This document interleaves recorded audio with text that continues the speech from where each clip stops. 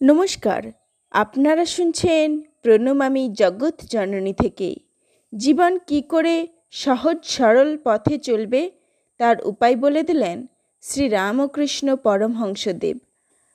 আজ আপনাদের শোনাব তার মুখনিসৃত কিছু কথা, যা বাণীর মাধ্যমে দেশে বিদেশে আজ প্রচারিত। আর দেরি না করে শ্রী শ্রী ঠাকুরের চরণে প্রণাম জানিয়ে শুরু করছি।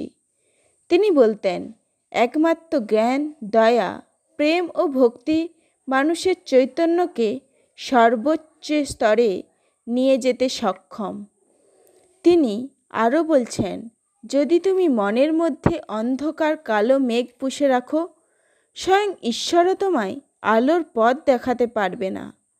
শ্রী রামকৃষ্ণদেব বলছেন, তুমি জীবনে যে কাজই করো না কেন, মনকে সর্বদা ঈশ্বরের প্রতি সমর্পিত রেখো, তাহলে মনের মধ্যে শান্তি ও সাহস পাবে।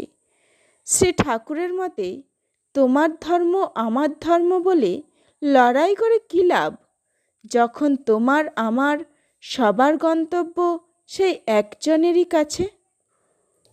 তিনি বলতেন, মনকে শান্ত করতে হলে তোমার কাছে যা আছে তার জন্য ঈশ্বরকে মন থেকে ধন্যবাদ জানাও, আর তার সাথে প্রেমের বন্ধন তৈরি করো। দেখবে মনের অশান্তি কোথায় যেন হারিয়ে গেছে। পরমহংসদেব বলতেন, যে মানুষ কামিনী কাঞ্চনের মোহে আচ্ছন্ন, সে আর যাই হোক না কেন, সে ঈশ্বর প্রেম ও পরম আনন্দ থেকে চিরবঞ্চিত।